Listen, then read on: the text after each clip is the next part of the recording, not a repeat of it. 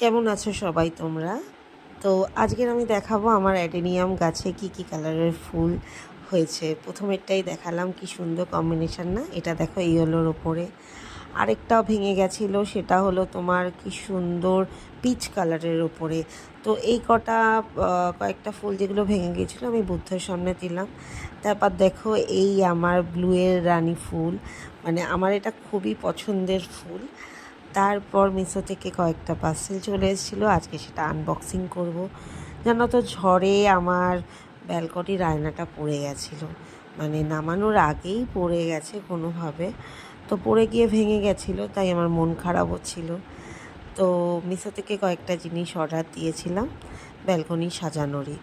প্রথমে যেটা দেখাচ্ছি সেগুলো হুক।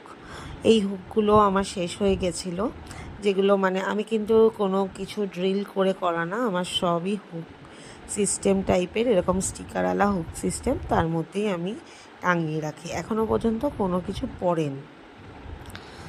তো এটা আয়না অর্ডার দিয়েছিলাম ব্যালকনি সাজানোর জন্যই, খুবই রিজনেবল প্রাইসে হয়ে গেছে আর খুব কম দামে। যদি কেউ মনে করো যে নেবে, আমি লিঙ্কটা পাঠিয়ে দেবো। আর এটার পরে আরেকটা নিয়েছি, সেটা ব্লু রঙের। আর ব্যালকনিতে সাজানোর পর কেমন লাগছে অবশ্যই তোমাদেরকে দেখাবো, আর বলো কেমন লাগছে। আর এটাও কিন্তু খুব রিজনেবল প্রাইসেই পেয়েছি, এটাও মিশো থেকেই নিয়েছি। এখন কিন্তু মিশোতে খুব সুন্দর সুন্দর ঘর সাজানোর জিনিস রয়েছে। আজকের মতন ভিডিওটা এত দূরই থাকলেও, সবাই ভালো থেকো, সুস্থ থেকো। পরের ভিডিওতে আরও নতুন নতুন জিনিস তোমাদেরকে শেয়ার করব। টাটা। অবশ্যই নিজের খেয়াল রেখো।